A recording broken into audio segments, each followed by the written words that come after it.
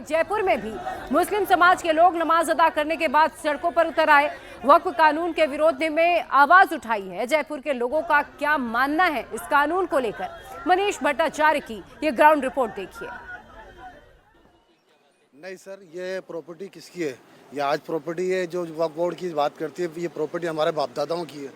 आज हमारे पिताजी ने, उनके पिताजी ने ये वक्फ बोर्ड में देने का मकसद क्या है कि ये प्रॉपर्टी हमने हमारे समाज को दी, मस्जिद के काम में आएगी, मदरसे के काम में आएगी, बच्चों के तालीम के काम में आएगी। तो ये हमारे बाप की प्रॉपर्टी हम यूज़ करेंगे सर। ये आम आदमी या ये सरकार इस पर दावा देने वाली होती कौन है? उसके अलावा भी धार्मिक स्थल की और भी हैं, जैसे हिंदू समाज की है, सिख समाज की है, उसके ऊपर सरकार दावा क्यों नहीं करती है? आज हमारी प्रॉपर्टी के ऊपर क्यों दावा कर रही है सरकार? ये बिल्कुल गलत सर, हम इसका विरोध करेंगे। भाई हमारी बेहतरी हमारे शरीयत के हिसाब होने चाहिए। हमारी बेहतरी शरीयत के खिलाफ नहीं होना चाहिए। जो हमारे शरीयत है वो ये गलत है, जो सरकार जो कर रही है ना ये गलत है। जो हमारा जो बाप दादाओं ने जो प्रॉपर्टी छोड़ कर गए, बिल्कुल सर हम विरोध करेंगे, इसका विरोध करेंगे। बिल्कुल विरोध करेंगे। जो हमारी शरीयत के हिसाब से जो है हम उसी कानून से चलेंगे, और जो हमारा मुस्लिम कानून है उसी से चलेंगे, कुरान और हदीस से चलेंगे हम। बिल्कुल सर। बाकी क्या है सर, मैं कह रहा हूँ आपको, वक्फ बोर्ड आज हमारे बाप दादाओं की प्रॉपर्टी दी हुई है सर समाज में, तो सर उसका फायदा मुस्लिम समाज को क्यों नहीं हो? आप उसमें लगाम क्यों लगा रहे हैं सर? आप ये कहते हैं कि साहब हमारे हिसाब से चलना पड़ेगा। नहीं सर, ये प्रॉपर्टी हमारे बाप दादाओं की है, तो हमें हमारे काम की यूज़ के काम में लेना पड़ेगा सर। हम क्यों दें सर गवर्नमेंट को? हम बिल्कुल विरोध करते हैं सर इस चीज़ का। बेहतरी के लिए अगर फैसला लिया जाता तो पूरे मुसलमान एक ही बोलते। आप लोग भी जानते इस बात को कि बेहतरी के लिए कोई बात होती है मुसलमान बोलते ही नहीं। मुसलमान तो हक की बोल रहा है, बेहक की तो बोलेगा भी। जी, बेवजह अगर नहीं लिया जाएगा तो बेवजह मुसलमान भी कुछ नहीं करेगा। ये बात नहीं है कि मुसलमान अगर बेवजह गवर्नमेंट कुछ करती है और वजह से करती है, जब तो कोई बात होती है समझ में आएगी बात। बेवजह तो कोई मतलब ही नहीं है। इसलिए अगर परेशान नहीं किया जाएगा तो मुसलमान क्यों परेशान करेगा किसी को? आप लोगों को बिल्कुल बेशक परेशान किया जा रहा है। सिर्फ मुसलमान को टारगेट किया जा रहा है और किसी चीज़ को टारगेट नहीं किया जा रहा।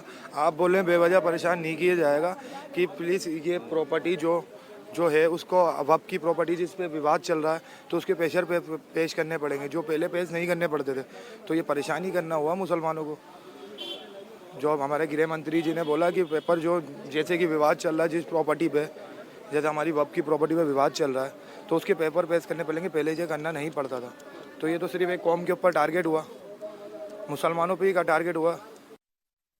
तो जयपुर के मुस्लिम समुदाय के लोगों को आप सुन रहे थे, वो ये कह रहे हैं कि जानबूझकर मुस्लिम समुदाय के लोगों को टारगेट किया जा रहा है। अगर सरकार की मंशा ये नहीं है कि परेशान करना, तो फिर इस तरह के बिल्कुल लाना ही नहीं चाहिए था। और देखिए यहाँ पर 3 तस्वीरों के जरिए समझिए, आज वक्फ बिल के खिलाफ मुस्लिम संगठन के लोगों ने हल्ला बोला है। जुमे की नमाज के बाद लोग सड़कों पर उतरे हैं, कई जगह पर पुलिस लोगों को डिटेन भी कर रही है और प्रोटेस्ट हो सकता है। इसकी आपको बता दें कि अंदेशा प्रशासन को पहले से ही था और इसीलिए देश भर के अलग अलग शहरों में सुरक्षा के खास इंतजाम किए गए थे। खासतौर पर जो सेंसिटिव इलाके हैं वहां पर भारी संख्या में पुलिस फोर्सेस की तैनाती की गई थी। कई मौलाना वक्फ बिल के खिलाफ जहर भी उगल रहे हैं, तो कई मुस्लिम संगठन और धर्मगुरु वक्फ बिल के समर्थन में हैं।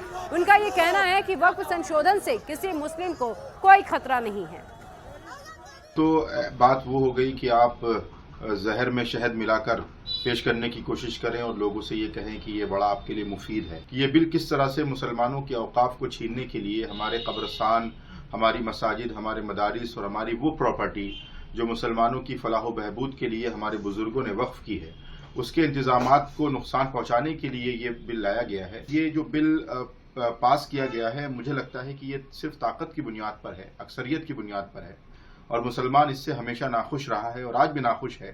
और हम आगे जो भी लोकतंत्र में डेमोक्रेटिक सेटअप में रहकर रास्ता होगा हम उसको इख्तियार करेंगे और कल्बी तौर पर और दिली तौर पर हम कभी भी इस बिल को कबूल नहीं करेंगे। मुसलमानों को यकीन दिलाना चाहता हूं कि इस वक्फ संशोधन बिल से मुसलमानों को कोई खतरा नहीं है।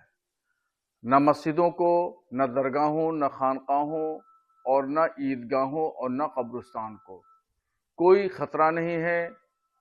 खतरा उन लोगों को है जो वक्फ भूमाफिया हैं, जिन्होंने करोड़ों की जमीनें दबा रखी हैं और वाकिफ की मंशा के खिलाफ वो काम कर रहे हैं।